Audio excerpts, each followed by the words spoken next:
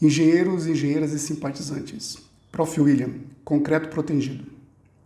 Vamos dimensionar uma seção T, aqui esquematizada. Ela tem 1,5 m de altura. A mesa ou flange tem 28 centímetros. E o BW aqui tem 30 centímetros. A armadura ativa vai estar acima da armadura passiva AS. Então, o concreto é FCK 40 MPa, com coeficiente de segurança, aço CA50 e o aço CP 210. Alguém já calculou a deformação de pré-alongamento. Essa seção transversal, para a gente achar a quantidade de aço necessária, com segurança, ela está sendo solicitada de uma carga permanente de 5.000 kNm e duas cargas permanentes de 1.800 kNm e a outra de 800 kNm, com π0 de 0,7 e os coeficientes de segurança são dados. Então vamos lá.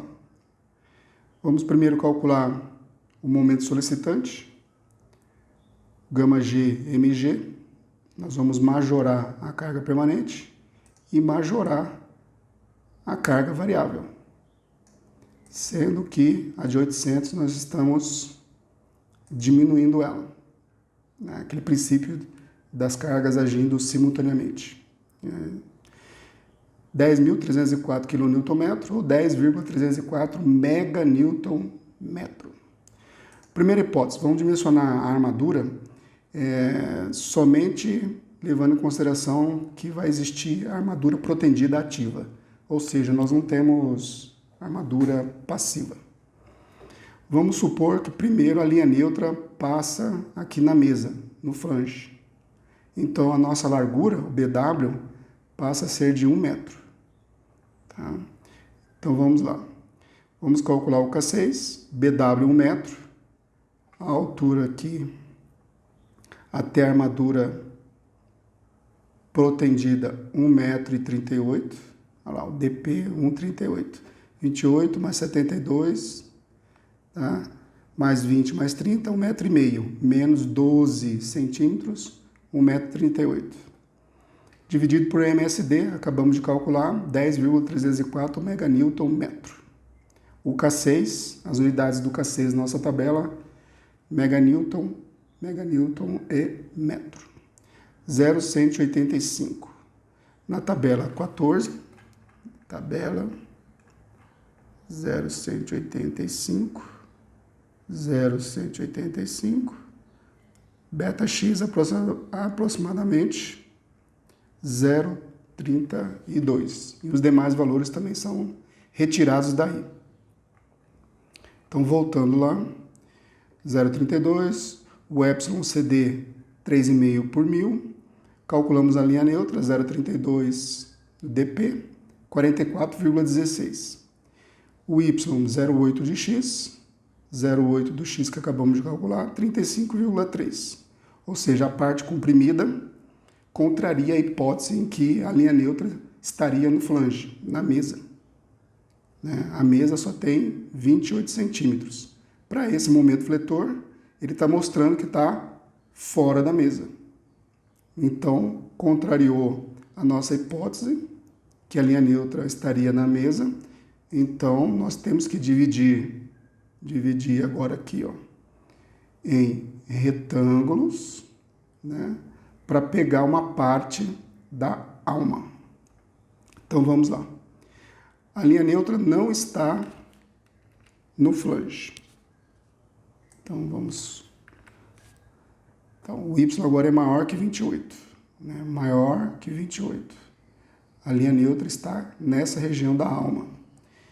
Então vamos dividir o nosso momento fletor solicitante de cálculo no momento fletor solicitante de cálculo do flange mais da alma, dividido em duas parcelas. A tensão no concreto, vamos supor que o concreto está sob tensão máxima, 3,5 por 1000, de deformação máxima, tensão máxima. E a tensão no concreto, 0,85 de FCD. 0,85 40 MPa, dividido por 1,4, 24,286 MPa. Então, o esforço normal no flange é a área vezes tensão. A área, 2 vezes 35 vezes 28, 35 vezes 28. Esse retângulo aqui, mais esse retângulo. Área vezes tensão. Área vezes tensão. Calculei aqui, 4.760. Então, a parte da mesa está absorvendo 4.760 kN. Força vezes distância, aonde essas áreas estão. Força vezes distância é o momento só da mesa, do flange. 5,90247 meganewton-metro. Agora, esse é o momento somente da mesa, do flange. Retirando do momento total, eu tenho o momento que a alma deve suportar. Ou seja, a flange mais a alma tem que dar aqueles 10,304 que a gente tinha calculado lá para o momento solicitante de cálculo. Novamente agora. Para a alma, né? Nós vamos calcular o K6. Agora o nosso BW passa para 30. Na alma, aqui ó, nessa região, ela só tem 30 centímetros de largura. E nós vamos achar o comprimento aqui, X ou Y, né? Y, aonde se encontra a linha neutra. Então, K6, 30 centímetros, ou 0,30 metros. O DP, 1,38. E agora só a alma tem 4,4 meganewton-metro. Então, K6, 0,130. Vai na tabela, novamente na tabela, 0,130, tá aqui, ó, aproximadamente 0,50. Ou você pode interpolar, interpolando para encontrar um valor melhor. Tá? Mas como 0,129, 0,130 estão muito próximos, a gente vai adotar o 0,50. Tá? Então, voltando aqui, beta X 0,50, beta Z 0,792, tudo retirado da tabela. Epsilon CD 3,5 por mil, confirmou a nossa hipótese. O delta Epsilon PD 3,5 por mil. Então, o Epsilon PD, que é a soma do alongamento de pré-alongamento, deformação de pré-alongamento, mais o delta PD, 3,5, então vai dar 9,10. A gente vai na tabela e calcula o sigma PD para um epsilon PD, a deformação na armadura ativa, de 9,10. Então, 9,10. Não tem, né? Para o aço CP 210, nós vamos ter que interpolar entre 9 e 9,962. Então, para o CP 210, a nossa tensão, interpolando, já fiz o cálculo aqui, interpolando dá 1.648, 164,8 kN por centímetro quadrado. A área da armadura ativa vai ser uma área para combater aquele momento na mesa, mais a área para combater o momento da alma. Então, a da mesa, do flange, o esforço normal dividido pela tensão, que nós acabamos de calcular, sigma PD, força sobre tensão, área. Dividir um pelo outro, 28,88 centímetros quadrados. A área na alma é o momento, SD, aí é a fórmula da tabela de K6, momento, beta Z, dP e sigma PD. O momento somente da alma, 440.153 kN/centímetro, beta Z 0,792, dP 138 centímetros e o sigma PD, acabamos de calcular, 164,8 kN/centímetro quadrado. Essa operação dá 24,44 centímetros quadrados. Então, assim, a soma das duas áreas é a área da armadura ativa. Uma solução, né, você pega aqui uma cordoalha de 15,2, ela tem uma área de 1,40 centímetros quadrados. E eu preciso de 53. Então, eu divido 53,32 por 1,40 para saber quantas barras. É um número inteiro, 39 barras de 15,2 milímetros. Tá? Agora, dá para calcular a linha neutra, né? A gente não chegou a calcular a linha neutra, é o beta x vezes dp, 0,50 vezes 138 centímetros, 69 centímetros. Dá para calcular o y, né, no diagrama do concreto, 0,8 de x, 0,8 da linha neutra, 55,2, que realmente está na alma, porque 55,2 é maior que os 28 centímetros da mesa. Dá para calcular também o esforço de compressão, a área vezes tensão, a área na mesa vezes a tensão, a área na alma vezes tensão. A área vezes tensão, força.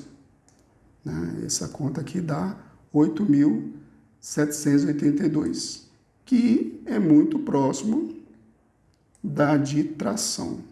Né? De tração deu 87,87. Provavelmente por aí um arredondamento de cálculo. Tá? Mas elas deveriam ser iguais, estão sendo aproximadamente iguais. Agora vamos fazer o mesmo cálculo usando armadura ativa e passiva.